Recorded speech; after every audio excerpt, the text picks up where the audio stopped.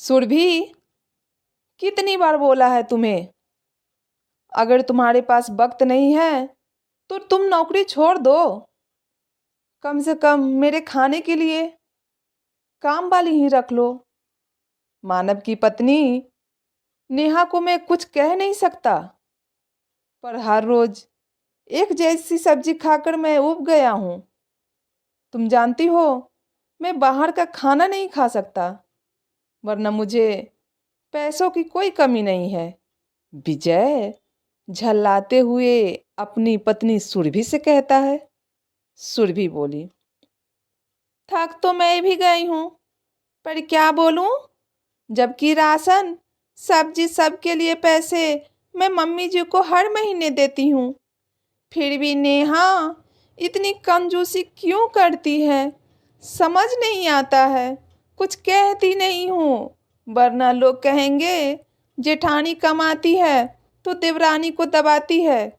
दोनों में बातें चल ही रही थी, तभी विजय का छोटा भाई मानव आया और बोला, भैया चलो, खाना लग गया है।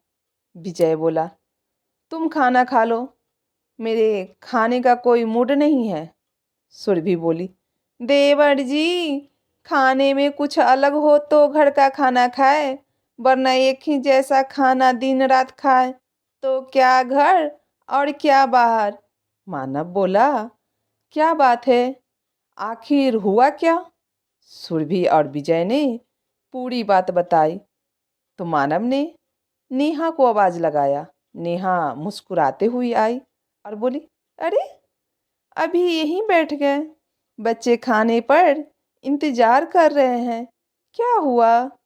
मानव बोला, नेहा देखो, भैया और भाभी को भी वही शिकायत है जो मुझे है। रोज एक जैसा खाना खाकर ये भी परेशान हो गए हैं। पूरे दिन तो घर में बैठी रहती हो, आखिर घर में काम ही कितना होता है। अरे कम से कम यूट्यूब से देखकर ही कुछ नया बना लो। नेहा हैरानी से मानव को देखी और बोली, दूसरों से तो नहीं, पर आपसे तो इतनी उम्मीद कर ही सकती हूँ कि आप मेरी परेशानी भी समझे। जहाँ तक बात खाने की है तो यही सवाल आप अपनी माताजी से क्यों नहीं पूछते? रोज रोज अगर पुरानी सब्जी आए तो मैं क्या नया बनाऊंगी?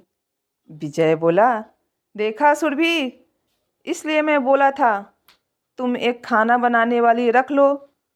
मुझे घर में लड़ाई झगड़ा नहीं चाहिए। नेहा बोली, भैया मुझे आपसे कोई शिकायत नहीं, शिकायत तो अपने पति से है। अगर मैं नौकरी नहीं करती, इसका मतलब क्या इस घर में मेरी कोई इज्जत नहीं? आखिर मेरा भी स्वाभिमान है।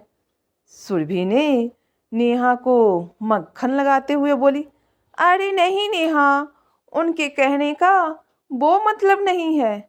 नेहा बोली, भाभी आप मुझसे बड़ी हैं, एक बात बताइए, आप नौकरी करती हैं तो आपको समय नहीं मिलता, ये मैं समझ सकती हूँ, पर मैं भी घर में बैठी नहीं रहती हूँ।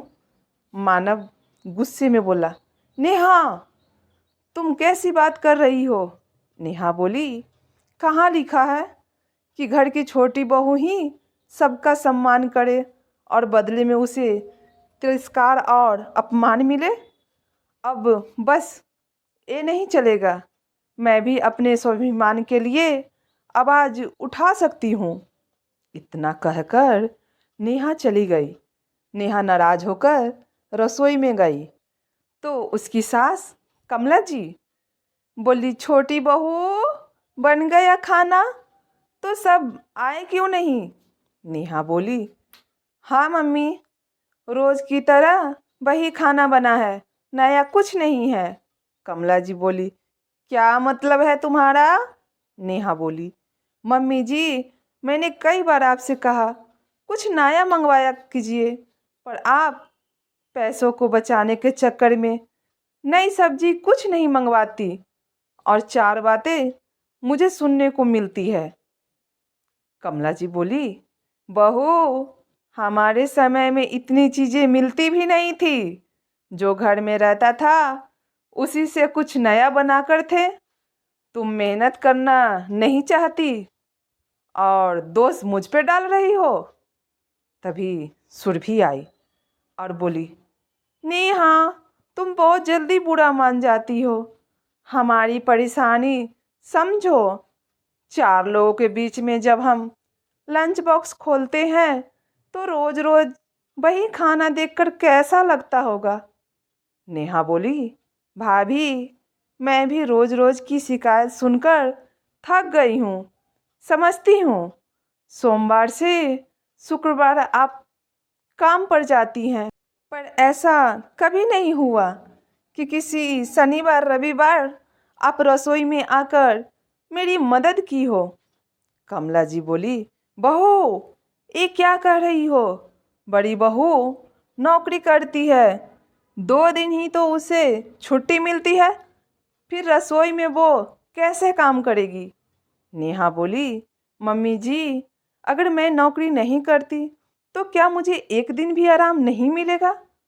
क्या मुझे 365 दिन काम करना पड़ेगा?